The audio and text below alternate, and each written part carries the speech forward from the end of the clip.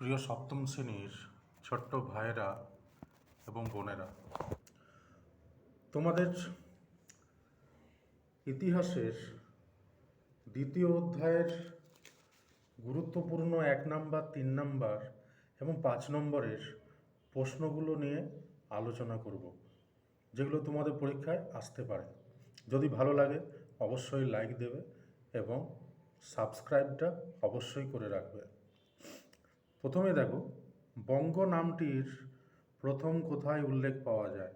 ঐতরেয় আরণ্য। খুব ইম্পর্টেন্ট প্রশ্ন, করে রাখবে। কোন কোন উপাদানে বঙ্গ নামটির উল্লেখ পাওয়া যায়? মহাভারত, কৌটিল্যের অর্থশাস্ত্র, কালিদাসের রঘুবংশম কাব্যে উল্লেখ আছে। আবুল ফজলের গ্রন্থের নাম কি? আইন-ই আকবরী। আবুল ফজলের আইন-ই আকবরী গ্রন্থে বঙ্গকে কী নামে উল্লেখ করা হয়েছে? সুবা বাংলা নামে উল্লেখ করা হয়েছে। সুবা কথার অর্থ কি? খুব ইম্পর্টেন্ট, প্রদেশ বা রাজ্য। ভালোভাবে মনে রাখবে।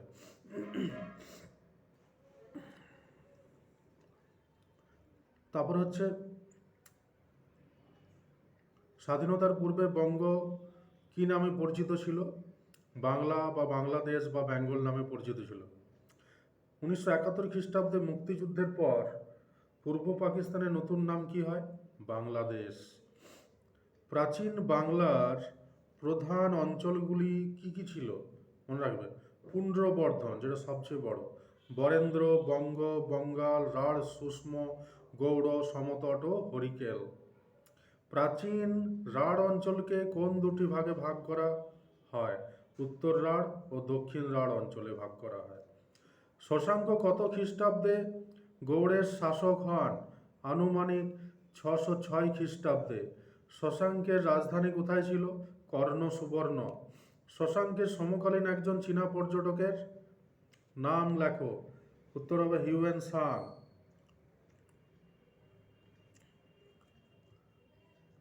পাল বংশের প্রতিষ্ঠাতাকে ও কবে সিংহাসনে বসেন? গোপাল, আনুমানিক 750 খ্রিস্টাব্দে। গৌড়বাহু কাব্যের রচয়িতাকে? বাগপতি রাজ। বাগপতি রাজ কার সভাকবি ছিলেন? কৌনজের শাসক যশোবর্মা বা যশোবর্মনের।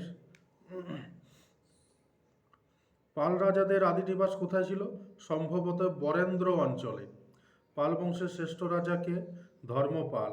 পাল বংশের শেষ শক্তিশালী রাজার নাম কি? রামপাল। কোন পাল শাসকের সময়কালে কৈবর্ত বিদ্রোহ শুরু হয়? দ্বিতীয় মহিপালের আমলে। কোন সময়কালে কৈবর্ত বিদ্রোহ সংঘটিত হয় ও এই বিদ্রোহের প্রথম কে নেতৃত্ব দেয়? একাদশ শতকে দ্বিতীয় ভাগে হয়েছিল কৈবর্ত বিদ্রোহ। নেতৃত্ব দিয়েছিলেন কৈবর্ত নেতা দিব্য বা দিব্যক। রাষ্ট্রকূট বংশের প্রতিষ্ঠাতাকে? দন্তি দুর্গ। সেন বংশের প্রতিষ্ঠাতাকে? হেমন্ত সেন।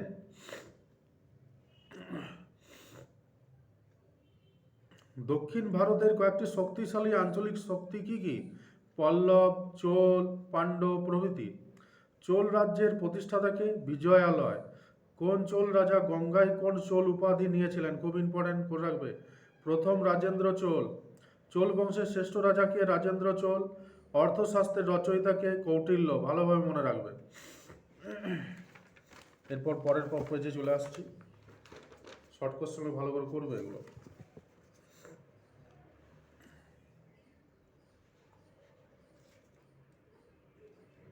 অর্থশাস্ত্র রচয়িতা হয়ে গেছে। আমাদের রাজ্যের নাম পশ্চিমবঙ্গ হয়েছে কত সালে? 1947 খ্রিস্টাব্দে। হর্ষচরিত বইটি লিখেছেন কে? বাণভট্ট। সকল উত্তর পথনাথ উপাধিটি কার ছিল? হর্ষবর্ধনের ছিল। শ্রেষ্ঠী বলা হতো ধনী বণিকদের। ভাগীরথী ও করতোয়া নদীর মধ্যবর্তী এলাকার নাম? বরেন্দ্র। ত্রিশক্তি সংগ্রামের কেন্দ্র ছিল কৌনজ। 200 বছর ধরে এই যুদ্ধ কিন্তু চলেছিল। চোলদের রাজধানী ছিল তাঞ্জোরে। ঐতরেয় আরণ্যক হল ঋগ্বেদের অংশ। লক্ষণ সেনের রাজধানী ছিল পূর্ববঙ্গের বিক্রমপুরে। গৌড়ের আরেক নাম ছিল লক্ষণাবতী। কৌলিন্য প্রথা চালু করেন লক্ষণ সেন।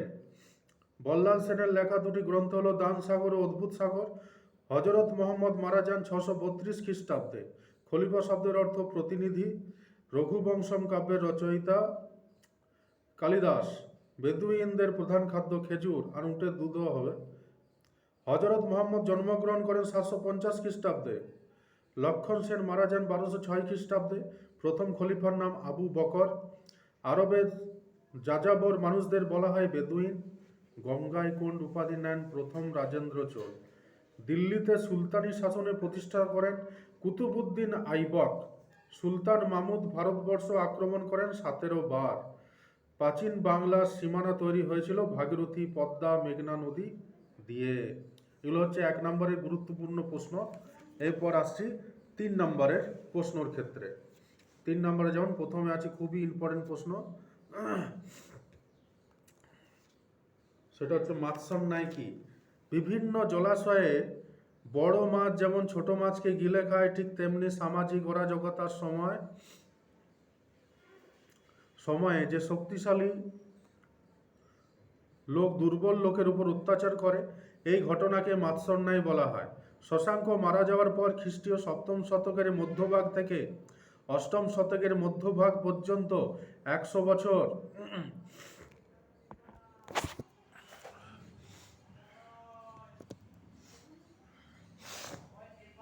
কোনো কেন্দ্রীয় শক্তি ছিল না। এই সময় বাংলাদেশের রাজনৈতিক অবস্থা জটিল আকার ধারণ করে। গৃহযুদ্ধ, হত্যা চলতে থাকে প্রতিদিন। দেশের আইন ব্যবস্থা ভেঙে পড়ে। ক্ষত্রিয়, সামন্ত, ব্রাহ্মণ, বণিক সকলে তাদের নিজেদের মতো এলাকা শাসন শুরু করে। বাংলার শাসনহীন এই ইতিহাস মাৎস্যন্যায় নামে পরিচিত। দীর্ঘদিন পর বাংলার প্রভাবশালী ব্যক্তিরা আনুমানিক 750 খ্রিস্টাব্দে গোপাল নামে একজনকে রাজা নির্বাচন করে মাৎস্যন্যায়ের অবসান ঘটান। সুলতান মাহমুদ, পরের প্রশ্ন, সুলতান মাহমুদ ভারত থেকে লুট করা ধনসম্পদ কিভাবে ব্যবহার করেছিলেন? 1000 খ্রিস্টাব্দ থেকে 1027 খ্রিস্টাব্দ এর মধ্যে সুলতান মাহমুদ মোট 17 বার ভারত আক্রমণ করেন। উদ্দেশ্য ছিল ভারতের মন্দিরগুলি থেকে ধনসম্পদ লুট করা ও সেই সম্পদ নিয়ে গজনীর নানা উন্নয়নমূলক কাজ করা। যেমন এক দিয়ে তিনি তাঁর রাজধানী গজনী ও পাশাপাশি অন্যান্য শহরগুলিকে খুব সুন্দরভাবে সাজিয়ে তোলেন। 2, একটি বিশ্ববিদ্যালয় প্রতিষ্ঠা করেন এবং শিক্ষক ও ছাত্রদের বৃত্তি দেওয়ার ব্যবস্থা করেন। 3, অনেক পাঠাগার, মসজিদ, জলাধার, প্রাসাদ, বাগিচা, খাল ও বাঁধ নির্মাণ করেন। পরের প্রশ্নটা কিন্তু 3 নম্বরের ক্ষেত্রে অতটা ইম্পর্টেন্ট নয়, 2 নম্বরের আসার চান্সটাই বেশি। সেটা হচ্ছে গৌড়তন্ত্র বলতে কি বোঝায়? গৌড়ের রাজা শশাঙ্ক গৌড় রাজ্যের যে শাসন ব্যবস্থা গড়ে তুলেছিলেন তাকে বলে গৌড়তন্ত্র। শশাঙ্কের শাসন ব্যবস্থায় রাজ্যে এক ধরনের কর্মচারী গঠন করা হয়, যারা গ্রামের স্থানীয় লোকেরা যেসব শাসন কাজ করত সেই কাজে হস্তক্ষেপ করত। অর্থাৎ শশাঙ্ক গৌড় রাজ্যে এমন এক নতুন ধরনের শাসন ব্যবস্থা গড়ে তুলেছিলেন যাতে কেন্দ্র করে রাজ্যের গ্রাম স্তর পর্যন্ত শাসন নিয়ন্ত্রণ হতো। পরের প্রশ্ন,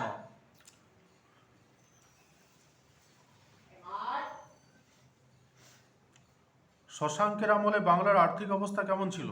গৌড়ের রাজা শশাঙ্ক 606 খ্রিস্টাব্দ থেকে 637 খ্রিস্টাব্দ পর্যন্ত স্বাধীনভাবে রাজ্য শাসন করেন। তাঁর আমলে বাংলায় সোনার মুদ্রা চালু ছিল, তবে এই সময় নকল সোনার মুদ্রাও প্রচলিত ছিল। তাঁর আমলে বাংলার অর্থ ব্যবস্থা ছিল কৃষি নির্ভর, কারণ ব্যবসা বাণিজ্য তেমন চলতো না। সমাজে এলাকার প্রধানদের গুরুত্ব বেড়েছিল, ধনী ব্যবসায়ীদের ক্ষমতা ও গুরুত্ব কমে যায়। পরবর্তী প্রশ্ন আসছে 5 নম্বরের। সেন রাজাদের আদি নিবাস কোথায় ছিল? কিভাবে তারা বাংলার শাসন কায়েম করেছিলেন? সেন রাজাদের আদি নিবাস ছিল দক্ষিণ ভারতের কর্ণাট অঞ্চলে। 11 শতকে সামন্ত সেন কর্ণাট থেকে বাংলায় এসে ব্যবসা শুরু করেন। তার পুত্র বিজয় সেনকে বাংলায় স্বাধীন সেন বংশের প্রকৃত প্রতিষ্ঠাতা বলা হয়। সভাকবি উমাপতির লেখা দেওপাড়া লিপি থেকে জানা যায়, বিজয় সেন কামরূপ, কলিঙ্গ, গৌড়, মগধ জয় করেন। তিনি মিথিলা, পূর্বে যাদব বংশের রাজাদের পরাজিত করে বাংলায় শেষ সেন শাসন কায়েম করেন। পরের প্রশ্ন,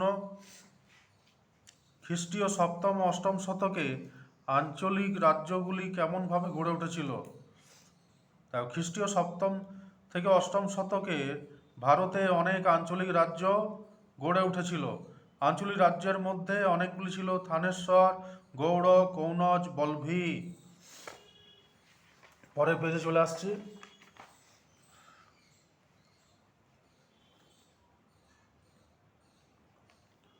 গুপ্ত রাজাদের দুর্বলতার সুযোগে ভারতের বিভিন্ন অঞ্চলে এই রাজ্যগুলির উৎপত্তি হয়।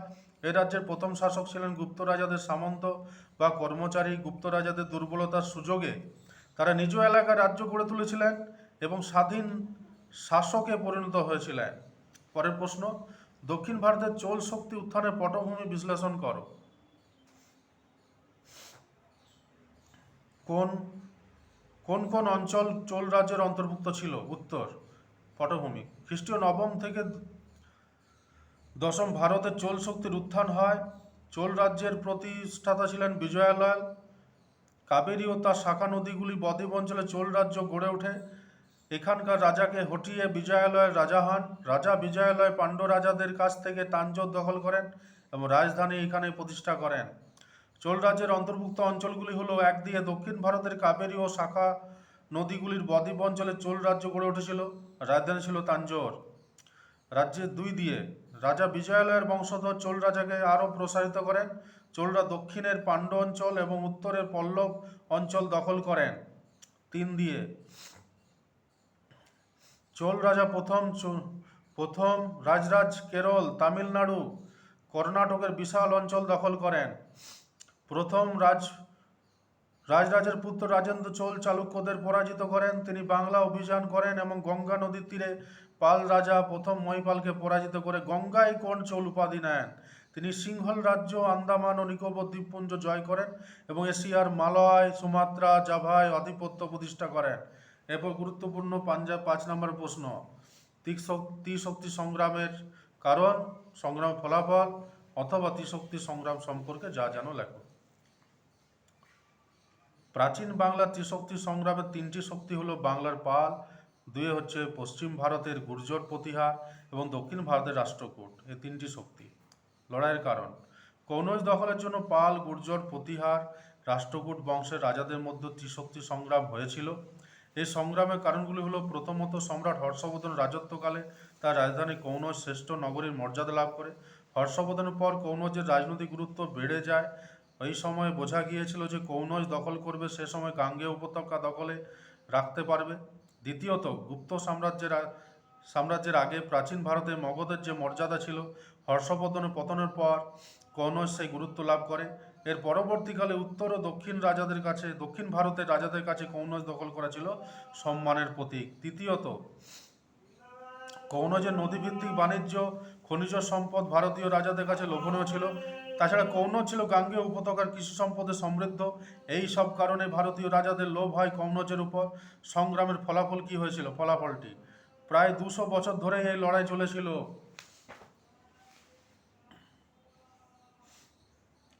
প্রথমত, ত্রিশক্তি সংগ্রামে পাল, প্রতিহার, রাষ্ট্রকূটদের মধ্যে কেউ স্থায়ী অধিকার কনৌজের উপর প্রতিষ্ঠা করতে পারেনি। দ্বিতীয়ত, দীর্ঘ সময় যুদ্ধ করার ফলে প্রতিটি রাজ্যের সামন্ত রাজারা স্বাধীন হয়ে ওঠে। সবশেষে বলা যায়, আর্থিক দুর্বলতা, সামন্ত রাজাদের বিদ্রোহ ভারতে বিদেশি আক্রমণের সম্ভাবনা সৃষ্টি করে। পরের প্রশ্ন, ইসলাম ধর্মের প্রসারের আগে আরব দেশের সংক্ষিপ্ত পরিচয়। ইসলাম ধর্ম প্রচারে আরব দেশে কি কি বদল এনেছিল? দেখে নাও, আরব দেশের পরিচয়। ভারতের পশ্চিমের আরব সাগরের ওপারে আরব দেশ প্রদেশে বেশিরভাগই মরুভূমি। প্রদেশ যাযাবরদের বেদুইন বলা হয়। প্রদেশের 2টি গুরুত্বপূর্ণ শহর মক্কা, মদিনা পরীক্ষা আসতে পারে। এই আবার উপজাতিদের প্রধান পেশা ছিল ব্যবসা। ব্যবসার মূল কেন্দ্র ছিল মক্কা শহর। মক্কা দখল নিয়ে উপজাতির মধ্যে লড়াই লেগে থাকতো। আরব দেশের বদল, খ্রিস্টীয় সপ্তম শতাব্দীতে আরব উপদ্বীপে ইসলাম ধর্ম সৃষ্টি হয়। প্রবর্তক ছিলেন হজরত মুহাম্মদ। মক্কা, মদিনা শহর আরবদের বিরাট ভূখণ্ডে ইসলাম ধর্ম প্রচার করেন। হজরত মুহাম্মদের ইসলাম ধর্ম প্রচারের ফলে আরব উপজাতিদের মধ্যে ধর্মীয় ভেদাভেদ বন্ধ হয়। আরব জাতিদের মধ্যে একতা গড়ে ওঠে। হজরত মুহাম্মদের মৃত্যুর আগেই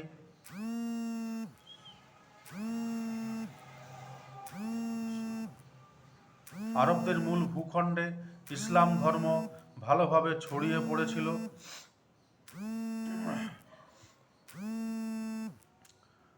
পরের প্রশ্ন, গৌড়ের শাসক শশাঙ্কের ধর্মীয় বিশ্বাস সম্পর্কে কি জানা যায়, অথবা শশাঙ্ক ও বৌদ্ধদের সম্পর্ক কেমন ছিল সে বিষয়ে তোমার মতামত জানাও। শশাঙ্ক ছিলেন গৌড়ের রাজা। তার রাজধানী ছিল কর্ণসুবর্ণ। তিনি ছিলেন শিবের উপাসক। শশাঙ্কের সঙ্গে বৌদ্ধদের সম্পর্ক কী রকম ছিল তা জানা যায় না। প্রধানত বৌদ্ধগ্রন্থ আর্য মঞ্জুশ্রী মূলকল্প থেকে হর্ষবর্ধনের সভাকবি, বাণভট্ট ও হিউয়েন সাংয়ের রচনায় শশাঙ্ককে বৌদ্ধ বিরোধী বলা হয়েছে। শশাঙ্কের বিরুদ্ধে অভিযোগ হলো, 1 দিয়ে তিনি বুদ্ধগয়ায় পবিত্র বোধিবৃক্ষ কেটে দিয়েছিলেন। 2 দিয়ে তিনি পাটলিপুত্রে বুদ্ধদেবের পায়ের চিহ্ন আঁকা পাথর নষ্ট করেছিলেন। 3 দিয়ে কুশীনগর বিহারতে বৌদ্ধদের তাড়িয়ে দেন এবং অনেকে হত্যা করেন। শশাঙ্ক বৌদ্ধ বিরোধী ছিলেন বলে মনে করা হয়, কারণ 1 দিয়ে শশাঙ্ক শাসনকালে বেশ কয়েক বছর চীনা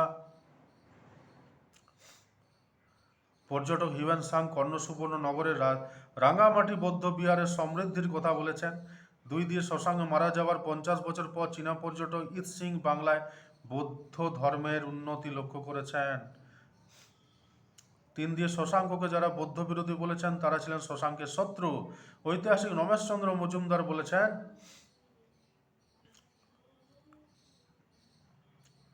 যে বাণভট্টের মতো বা হিউয়েন সাংয়ের মতো বন্ধু থাকলে হর্ষবর্ধনের মতো শশাঙ্কের খ্যাতি চারিদিকে ছড়িয়ে পড়তো।